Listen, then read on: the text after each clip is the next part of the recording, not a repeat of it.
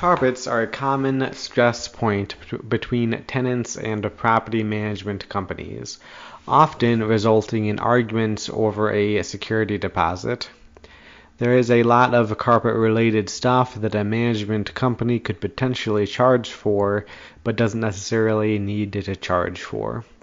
Divots and depressions from heavy furniture, for example, might come out with a good vacuum or steam clean. If the company has saved carpet scraps, they could cut out the divot and reattach the scrap with seam tape. If they don't have carpet scraps, they might be able to buy an offcut for cheap or free from someone who carries or installs that exact carpet. If that carpet is no longer in production, then a management company could potentially charge a tenant for a whole new carpet just because of a small divot. I worked at a property where the caretakers used a carpet rake to remove footprints and vacuum lines, but rakes may also help with pet hair and divots on certain carpets. I have not invested in one yet because I don't think that it would make much of a difference on my carpets, but there are a lot of carpet rake varieties that I have not tried. Dark spots can often fall in between a stain and a spot that's just dirty. Management companies can charge for stains but cannot deduct the cost of carpet cleaning from a security deposit. Carpet cleaning is a big part of the property management industry. Commercial buildings might have their carpets cleaned quarterly or annually, and apartments usually clean all the carpets in a unit when tenants move out. But a lot of management companies and homeowners are paying too much for the inconvenience of having their carpets quote-unquote professionally cleaned. My first rule for carpets is to avoid the brand name franchises like Zerorez or Stanley Steamer. Their employees are usually paid to upsell homeowners who don't know any better on added services that they don't need. There are plenty of smaller mom-and-pop companies that specialize in commercial or multifamily real estate, and they make their money on volume and not commissions. My second rule for carpets is to just buy a carpet cleaner. You've probably walked past carpet cleaners at Walmart or the home center, but may have mistaken them for a vacuum. Carpet cleaners take the general shape of a vacuum, except for some of the larger models like Rug Doctor, which you can buy on Amazon for $600. Most are between $90 and $200. The difference between a vacuum and a carpet cleaner is that a carpet cleaner cleans with water. They usually have got a suction strip in the front, a set of vertical access scrubbing brushes in the middle, and then a series of spray heads. They have a clean water reservoir and a dirty water reservoir.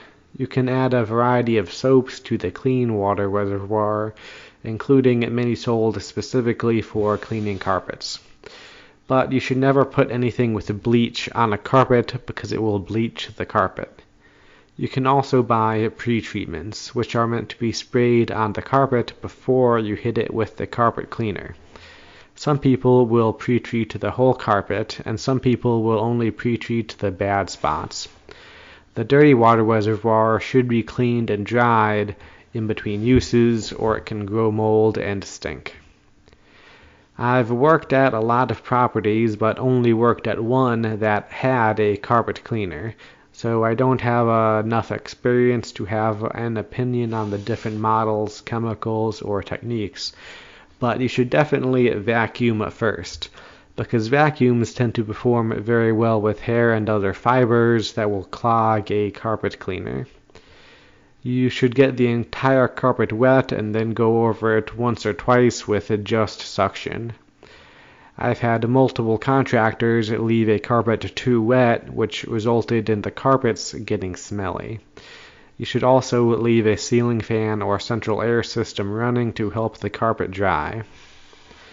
I did work at one property that owned a carpet extractor but not a carpet cleaner. The difference is that carpet extractors have a pair of hoses that connect a vacuum arm to a stationary or semi-mobile unit. This is what contractors generally use. Their extractors are bolted into the backs of vans, and they've got big hose reels that can run up to 3 stories high, usually through a window.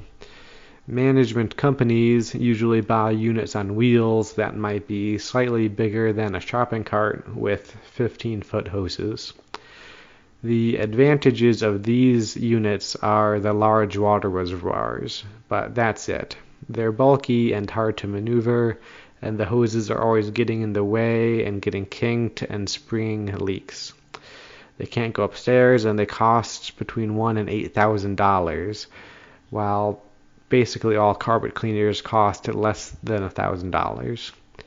I'd never consider buying one of these. The property that I'm at now has one with busted hoses that's just been sitting in a closet forever because no one wants to fix it and then be stuck hauling around 15 feet of fragile water hose. There are small handheld carpet extractors that I would consider buying for stairs or closets. If you've got the budget to replace carpets with an expensive, durable, luxury vinyl plank, sheet vinyl, or tile, I think that you should, but cheap flooring replacements can tear, discolor, or crack really quickly.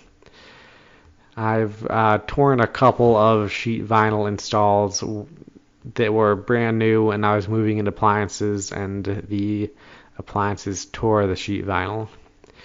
So if you've got any carpet on your property, you should definitely have a carpet cleaner because it will save you money on turns, allow you to do common errors and work orders without having to call anybody, and really help your scheduling.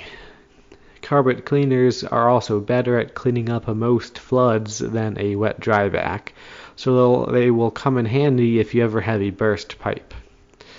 I also think that a mid-range carpet cleaner will do a better job at cleaning than an extractor because extractors don't have the brush heads. It will save you money and conflicts with tenants. Also, don't throw away carpet scraps.